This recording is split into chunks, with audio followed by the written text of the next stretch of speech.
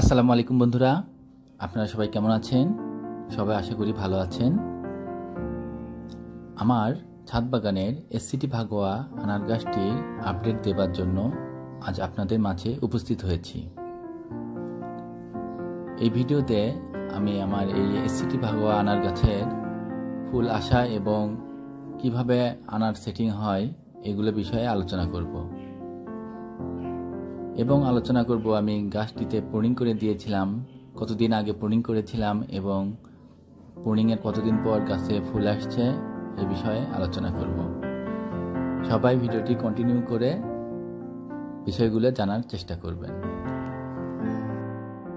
ছাদ বাগানের গাছের জন্য আপনাকে অবশ্যই এক্সট্রা কিছু পরিচর্যা করতে হবে, তাছাড়া ছাদ বাগানের গাছে পর্যাপ্ত পরিমাণে ফল ধরবে না। ফেব্রুয়ারি মাসের প্রথম সপ্তাহে আমি আমার এই আনার গাছটি সম্পূর্ণ হার্ড প্রুনিং করে দেই।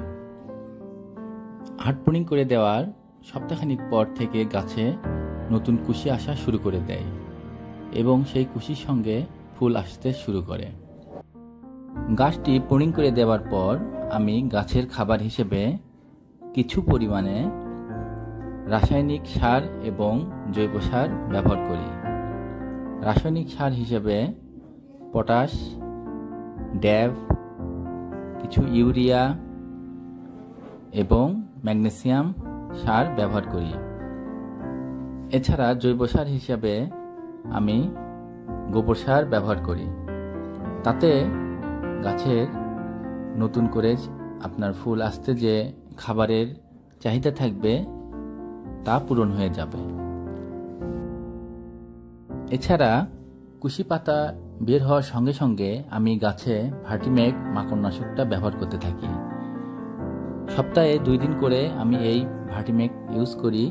তাতে আমার গাছের পাতাগুলি খুব সুন্দরভাবে বেড়ে ওঠে এবং গাছের যে চেহারা দেখতেছেন আপনারা, খুব সুন্দর পাতা এবং কালারটা সবুজ হয়ে গেছে।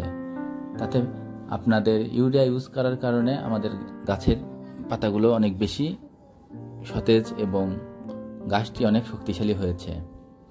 ছাদ বাগানের গাছগুলোতে আপনাদের নিয়মিত সার প্রয়োগ করে যেতে হবে, কারণ আমরা যে হাফ ড্রাম বা টবে গাছগুলো লাগাই এতে খাবারের পরিমাণ একটু বেশি দিতে হয়।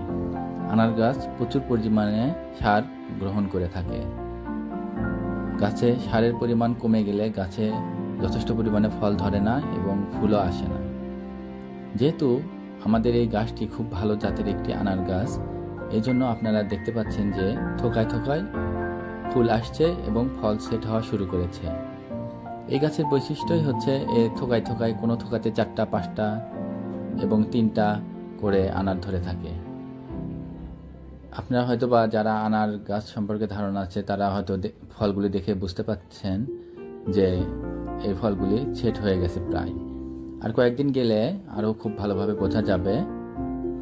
আর নতুন নতুন যে ফুলগুলি আসছে এইগুলিতেও অনেক ফল সেট হবে।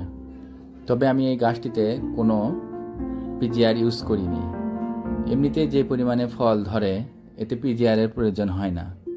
পিজিআর দিলে হয়তো আরও অনেক ফল ধরবে, কিন্তু ছাদ বাগানের গাছের জন্য অত ফলের আসলে প্রয়োজন নেই। 30 থেকে 50টির মধ্যে আনার ধরলেই এনাফ। এর চেয়ে বেশি ধরলে আনারের সাইজ ছোট হয়ে যাবে, আনারগুলি বেশি বড় হবে না, এতে আনারের কোয়ালিটি খারাপ হয়ে যাবে। এজন্য আপনারা চেষ্টা করবেন যে পিজিআরটা ইউজ না করার জন্য। গাছের বয়স হয়ে গেলে অটোমেটিক আপনার ফল ধরা শুরু করে দেয়। পিজিআর দিয়েই যে শুধু গাছে ফল ধরাতে হবে বিষয়টা এরকম না। যখন কোনো গাছ পূর্ণবয়স্ক হয়ে যাওয়ার পরও ফল ধরতেছে না তখন আপনারা পিজিআর ব্যবহার করতে পারেন। তবে ছোট গাছের জন্য পিজিআরটা না ব্যবহার করাটাই উত্তম আমি মনে করি। আর ছাদ বাগানের গাছের জন্য আপনাদের অত ফলেরও প্রয়োজন নেই। 30 থেকে 50টি আনার ধরলে একটা গাছে এটাই যথেষ্ট। যদি গাছটির জাত ভালো হয়ে থাকে তাহলে অনায়াসে একটি গাছ থেকে আপনার 30 থেকে 50টি আনার পেয়ে যাবেন এবং ফলের কোয়ালিটিগুলো বেশ বড় হবে। এছাড়া আনার সেট হওয়ার সঙ্গে সঙ্গে আপনাদের ছত্রাকনাশক ইউজ করতে হবে। ছত্রাকনাশক ইউজ করলে আমার আনারের কালারটি যেমন দেখলেন চকচকা করতেছে, ওই রকম কালার আসবে। আপনারা আপনাদের ছাদ বাগানে এরকম কিছু আনারের গাছ লাগান যেহেতু আনারের দাম সবসময় বাজারে বেশি, এতে আপনার পরিবারের পুষ্টির চাহিদা পূরণ হবে। আমার এই গাছটির বয়স প্রায় 4 বছর। আমার এই 4 বছরের অভিজ্ঞতা থেকে আমি যেটা বুঝতে পারছি যে আনার গাছের সবচেয়ে বড় শত্রু হচ্ছে মাকড়। যদি আপনি মাকড় দমন করতে পারেন তাহলে এই আনার গাছ থেকে আপনি সঠিক পরিমাণে আনার পাবেন এবং গাছের সৌন্দর্য অনেক ভালো হবে, গাছের বৃদ্ধি ভালো ঘটবে।